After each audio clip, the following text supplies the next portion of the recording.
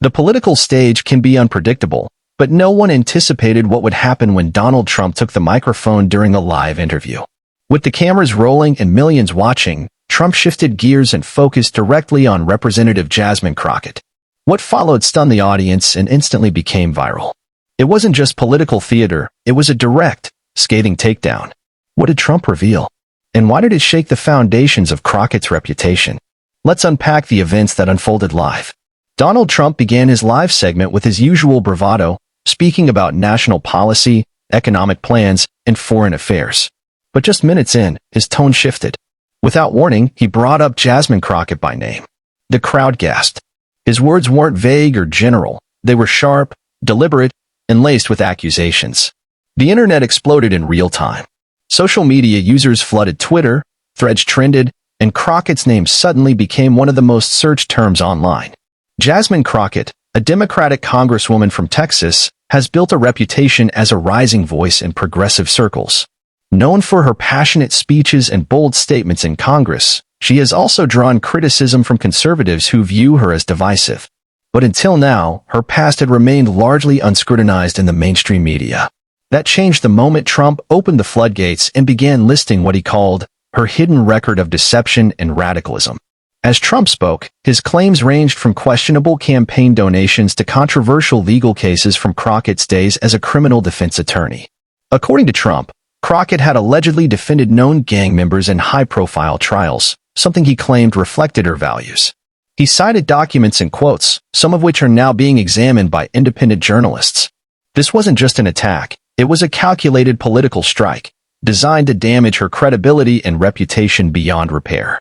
Crockett's early years in law were focused on criminal justice reform. Supporters say she was passionate about representing the underserved and protecting civil rights. However, Trump painted her legal career as opportunistic, accusing her of profiting from representing criminals. In the court of public opinion, this framing stuck. Many who were unfamiliar with her background began to view her not as a justice warrior, but as someone complicit in protecting dangerous individuals. That's exactly what Trump seemed to intend. In the heat of the moment, Trump held up what appeared to be public case files. He waved them dramatically, telling the audience that no one wanted to talk about this before. He claimed the files contained evidence of Crockett's legal defense strategies that involved plea deals for violent offenders. Legal analysts quickly pointed out that defending clients is standard practice for lawyers, but Trump's framing was clear. He wanted voters to associate her with criminality and chaos. Crockett's response didn't come immediately. For the first few minutes, she remained silent across all her social media platforms. Some interpreted this silence as shock, others as a strategic delay. Behind the scenes, her communications team was likely scrambling. Damage control after a national-level ambush isn't easy. Trump's words had already spread far and wide. Conservative media began running the story nonstop, while even liberal outlets were forced to address the claims due to the viral attention. To understand why Trump chose Crockett as a target, we have to examine her recent rise. She's become a prominent critic of conservative policies and has clashed with Republican lawmakers in several viral committee hearings. Her aggressive questioning style and fiery speeches have made her a star on platforms like TikTok and Instagram. But with that attention comes scrutiny. And Trump, ever the showman, knows how to weaponize someone's fame against them in a political street fight. One of Trump's most serious claims involved Crockett's campaign finances. During his speech, he alleged that large sums of money from out-of-state donors were linked to groups promoting radical agendas. He didn't offer direct proof, but referenced FEC filings that he claimed were suspicious. Political watchdogs have since confirmed that while her donors are legal, the narrative Trump pushed suggested something more sinister. He painted a picture of manipulation, implying that Crockett was just a puppet for outside interests. In political warfare, timing is everything. Trump's team knew when and where to strike. The interview was scheduled just before a key vote on criminal justice legislation Crockett supported. By tarnishing her name publicly, he aimed to weaken her influence and cast doubt on the bill itself. The implications were massive. Within hours of Trump's comments, several Republicans pulled support for the bill. Crockett wasn't just under fire, her entire agenda was now on the line. Within 24 hours, Jasmine Crockett finally addressed the allegations. Standing at a podium, flanked by supporters, she denounced Trump's claims as blatant lies and called the attack a desperate stunt. She emphasized her commitment to justice and insisted that her legal career was about upholding constitutional rights. While her base applauded the speech, the broader public remained divided.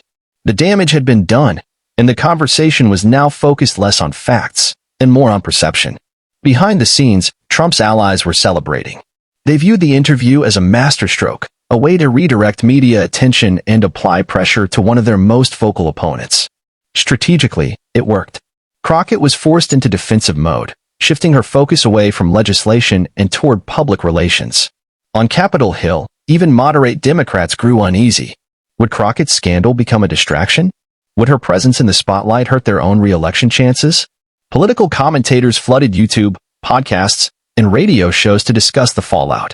Some praised Trump for his boldness, calling it classic Trump strategy to dominate the news cycle. Others criticized him for launching a personal attack without concrete proof. But regardless of where commentators stood ideologically, one thing was certain: Trump had once again managed to make himself the center of attention by taking down someone rising in popularity on the opposite side. Many viewers unfamiliar with Crockett's full record began digging. Archived interviews, court documents, and campaign speeches were suddenly being re-examined. Some supporters argued that she had always been transparent about her legal past, but critics claimed key details were left out. In the internet age, public opinion is often shaped not by facts, but by which narrative goes viral first. And in this case, Trump's version of events had already taken hold in the public imagination. Trump's strategy has always involved character attacks. From Hillary Clinton to Joe Biden, he's known for using nicknames, branding, and accusation-heavy speeches to dominate opponents. By framing Crockett as soft on crime and connected to radical donors, he fit her into a familiar archetype that resonates with his base. It didn't matter if everything was verifiable, the performance itself created doubt. And in politics, doubt is often more effective than proof. In the days following Trump's statement, Crockett's legal record became the subject of intense media investigation. Reporters combed through old court transcripts, client lists, and trial outcomes. While nothing illegal was found, the focus on her courtroom history began to chip away at her carefully cultivated public image. Her defenders pointed out that every American has the right to legal representation. But Trump's portrayal framed her as a lawyer who chose to defend the worst offenders for profit or politics. The reaction from Crockett's constituents was mixed. While many remained loyal, others expressed concern over her tactics and questioned whether she had been fully honest about her past. Local radio stations and town hall meetings lit up with calls and debates. For a representative who built her reputation on transparency and justice, this was unfamiliar territory. Crockett wasn't used to being on the defensive, and her usual passion in interviews now came across as defensive or rehearsed. One particularly damaging segment of Trump's speech involved the 2016 court case in which Crockett defended a client accused of violent assault. Trump described the case in dramatic detail, emphasizing the severity of the charges. What he left out, however, was that the jury found the client not guilty. Still, by bringing up the case out of context, he planted the seed of doubt. Even if Crockett did everything by the book, perception is powerful, and Trump played it masterfully. Political PACs aligned with Trump quickly seized the moment. Attack ads began circulating online, using heavily edited clips of Crockett's courtroom appearances and speeches. The goal was clear: portray her as radical, untrustworthy, and dangerous to traditional American values. These ads weren't just limited to Texas, they were pushed nationally, suggesting that Trump saw her as a growing threat with national influence. Her rise, it seemed, had caught the attention of the biggest player in Republican politics. Meanwhile, Crockett's allies attempted to hit back. They aired their own media spots, showing her work helping low-income families and fighting for prison reform. They presented her as a principled fighter, not a political opportunist. Yet, in the current media climate, defense is rarely as effective as offense. Trump's message had already sunk in, and mainstream voters, many unfamiliar with Crockett, were forming opinions based on his version of the story. Inside the Democratic Party, conversations turned tense. Some moderates urged Crockett to lay low until the storm passed. Others rallied around her, warning that abandoning her would send the message that Trump's attacks work. The situation revealed a deeper divide within the party, between those who believe in bold confrontation and those who prefer cautious strategy. Crockett, for her part, refused to apologize or retreat. She remained defiant, even as calls for her to tone it down grew louder. Social media influencers took sides. Progressive creators posted passionate videos defending Crockett, while conservative personalities mocked her, calling her unhinged and unfit. TikTok and YouTube became battlegrounds, with hashtags trending daily. The attention, ironically, boosted Crockett's visibility. Her follower count surged. But visibility is a double-edged sword. More eyes meant more scrutiny. Every past speech, interview, and vote she ever cast was now under a microscope. One key moment that resurfaced was a viral exchange between Crockett and a Republican lawmaker during a House oversight hearing. At the time, she had been celebrated for her fierce tone and sharp retorts. But now, with Trump's framing in play, critics labeled her behavior as unprofessional and aggressive. The same moment that once elevated her career was being reinterpreted as a red flag, an example of someone more interested in sound bites than serious governance. Trump's ability to dominate headlines has always been one of his greatest strengths. In this case, his comments about Crockett didn't just tarnish her image, they changed the narrative of the week. News outlets that had planned to cover economic policy or foreign relations instead focused on the drama. Crockett was forced to explain and defend, while Trump moved on to the next topic. That asymmetry of control is what makes his political style so potent and so difficult to counter. Journalists began to ask, why Crockett? Why now? Some speculated it was a strategic distraction. Others believed it was a test run, to see how far Trump's team could go in reshaping a Democrat's public image using old records and half-truths. Whatever the reason, the result was clear. A sitting Congresswoman had been put on the defensive by a single, well-timed outburst. And the political world took note of how quickly the narrative could turn. As Crockett pushed back against the accusations, she held town halls and press conferences in her district. She insisted that her legal past was consistent with her values, standing up for those whom the system had failed. She emphasized her work on prison reform and police accountability. But the challenge was no longer facts, it was perception. Trump's framing had been designed to bypass rational discussion. His goal wasn't legal proof, it was political damage, and he had already succeeded. Think tanks and legal scholars entered the debate, attempting to clarify the difference between legal advocacy and personal belief. They reminded the public that defending unpopular clients is a cornerstone of the justice system. Yet, in the court of public opinion, such nuances were easily drowned out. Trump's narrative was simpler, easier to digest, and designed to provoke emotion. Crockett's explanations, while valid, couldn't compete with the viral simplicity of Trump's attack. Despite the controversy, some polls showed that Crockett's base was standing firm. Among progressives, she was even more popular than before. The controversy had turned her into a symbol, a woman of color standing up to the most powerful Republican figure in America.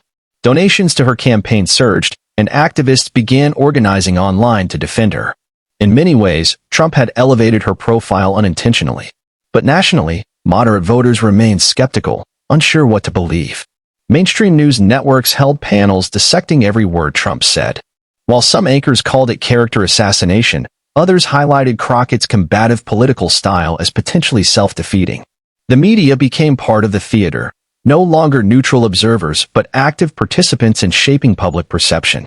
Crockett's team faced the impossible task of correcting the record while keeping her forward momentum. For every clarification she offered, a dozen memes and edited clips spread across the internet unchecked.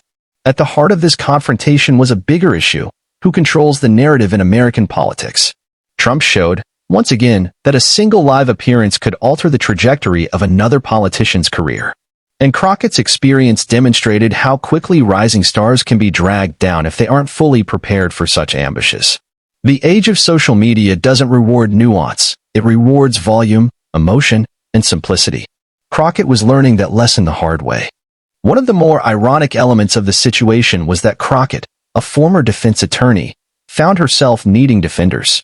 Legal organizations and civil rights groups released statements supporting her record, emphasizing her constitutional role as an attorney. But those statements didn't trend. They didn't dominate the headlines. While Crockett appreciated the support, she knew the damage had already been done on platforms that shaped public conversation more than any official press release ever could. In response to Trump's attacks, Crockett launched a podcast series to tell her story in her own words. She invited former clients, legal scholars, and community leaders to speak on justice, defense, and truth. The show gained traction among younger voters. It was a savvy move. If mainstream media wouldn't give her the space to speak unfiltered, she'd build her own platform. But even this strategy had limits. In the modern media war, content doesn't always equal control. Trump, meanwhile, barely mentioned Crockett again. His strategy was always about the moment. He stirred controversy, redirected national attention, and moved on. The silence was strategic. Crockett was left defending herself while Trump jumped to his next target. For him, the goal wasn't sustained confrontation, it was disruption. And he had achieved it. The echoes of his attack lingered, even though he had already exited the conversation. That's part of what makes him such a powerful media manipulator. Within the halls of Congress, trust became an issue. Crockett's colleagues began asking tough questions behind closed doors. Could she still be an effective spokesperson for progressive causes? Was her rising celebrity becoming a liability? Crockett stood her ground, but the atmosphere had changed. Whispers replaced cheers. Support felt conditional. Once a symbol of momentum, she was now seen as a litmus test for how far one could go without being taken down by a well-timed political strike. Despite the storm, Crockett continued working. She introduced new legislation, attended committee hearings, and gave passionate floor speeches. But now, everything she did was viewed through the lens of Trump's attack. Her critics used it to discredit her work. Her supporters used it to elevate her defiance. She had become more than a politician, she was now a symbol, for better or worse, of what happens when someone challenges the political machine and gets blindsided.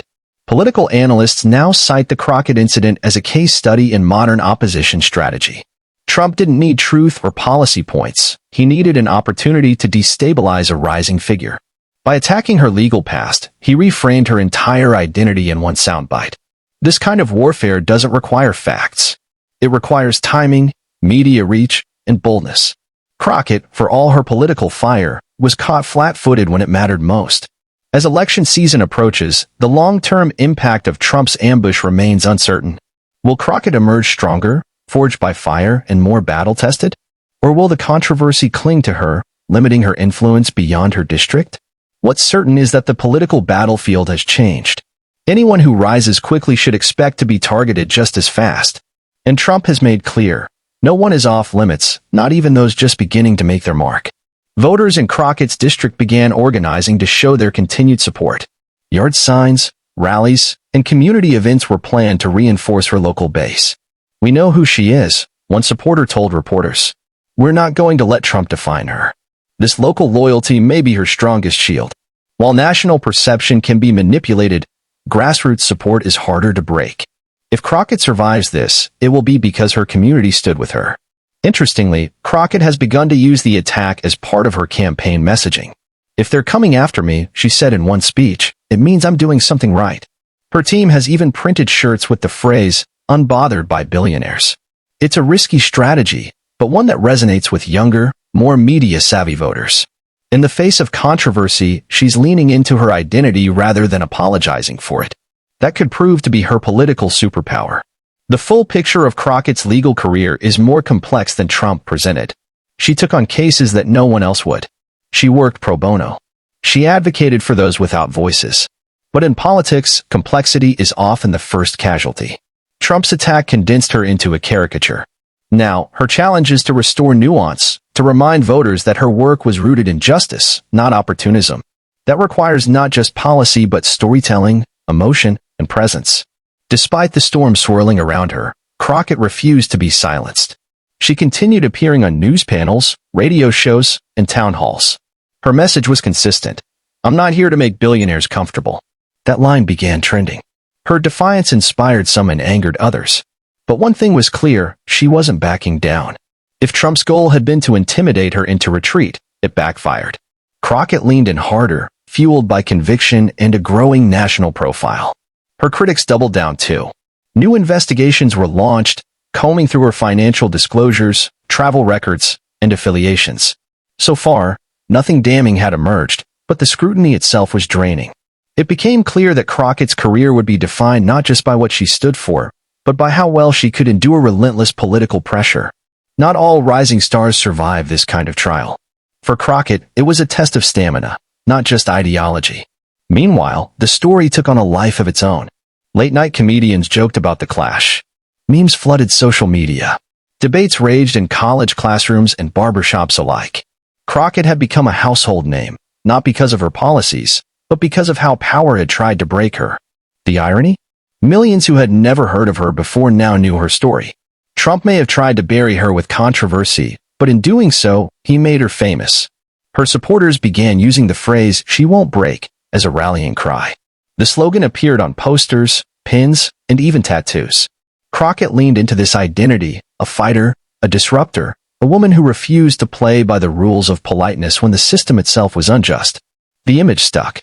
She wasn't just defending herself anymore. She had become a symbol of resistance. That's the kind of political capital you can't buy, only survive to earn.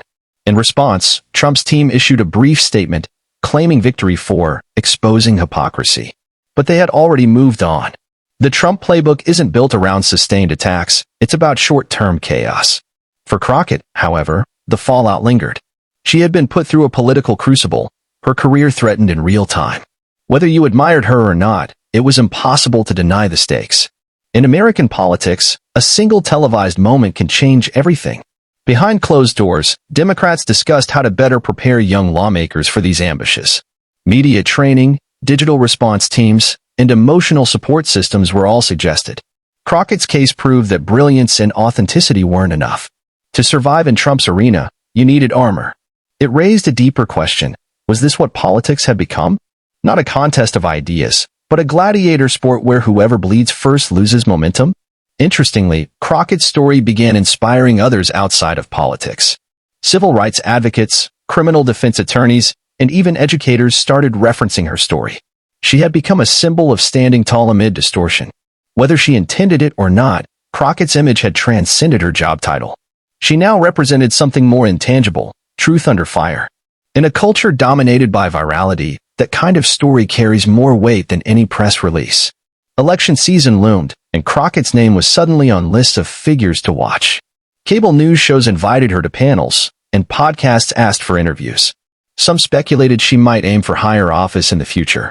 If she could withstand this kind of targeted attack, perhaps she was stronger than anyone realized. What was meant to be her political death sentence might have been her unexpected rebirth. Still, she had scars. The emotional toll of being misrepresented on a global stage isn't easily shaken. Friends noticed her growing cautious in private, even as she projected strength in public. That duality is common among political figures, especially those who've been attacked at this scale. But Crockett understood something crucial. Silence helps your enemies more than missteps. So she kept speaking, even when it hurt, even when it would have been easier to fade back. As the dust began to settle, Crockett held a powerful press conference. She didn't offer more defenses. Instead, she spoke to a deeper truth. They tried to cancel me, not because I was wrong, but because I was loud. But I won't lower my voice just to fit into their comfort zone. The room erupted in applause. That speech, later reposted millions of times, became a defining moment, proof that she had endured and evolved. Looking back, the Trump-Crockett confrontation will be studied in political science classes. It exposed the raw, brutal mechanics of modern American power. It wasn't about who was right, it was about who controlled the camera, the soundbite, the moment. Trump played his part expertly, but Crockett survived it. And in today's climate, survival itself is a political victory. Crockett's story is far from over. She continues to legislate, speak, and organize. The fire Trump lit under her didn't burn her out, it became fuel. She now walks with a deeper sense of purpose, aware of the price of truth-telling in a world where image often matters more than substance. Whether you agree with her politics or not, her resilience is undeniable. In the end, this wasn't just a story about two individuals. It was about power, perception, and resistance. About how one voice can disrupt an entire system, and how that system fights back with everything it has. Crockett stood tall not because she had no flaws, but because she refused to let those flaws be weaponized into silence. That's a message a new generation of voters needs to hear. As viewers, we have a choice: to be passive consumers of narratives or active questioners of who shapes them. Trump used his spotlight to frame a story. Crockett used her grit to rewrite it. Both strategies reveal the truth about politics today. It's not just about policy. It's about who survives the storm and walks back into the room even louder. Jasmine Crockett did exactly that. So what happens next? Will Crockett rise even higher, turning controversy into legacy? Or will this remain a footnote in the chaotic chapter of Trump's America? That choice belongs to the voters, to the storytellers, to people like you. But one thing is certain, Jasmine Crockett didn't collapse. She stood back up, And now, the world is watching. In the end, Jasmine Crockett's story is not just about survival, it's about transformation. What began as a political ambush turned into a defining chapter of her public life. She didn't fold under pressure, and she didn't retreat in fear. Instead, she adapted, fought back, and grew louder. Her resilience sent a message to young leaders everywhere. The path to change is never smooth, but those who endure the fire often shine the brightest. This wasn't the end of her career, it was the beginning of her legend.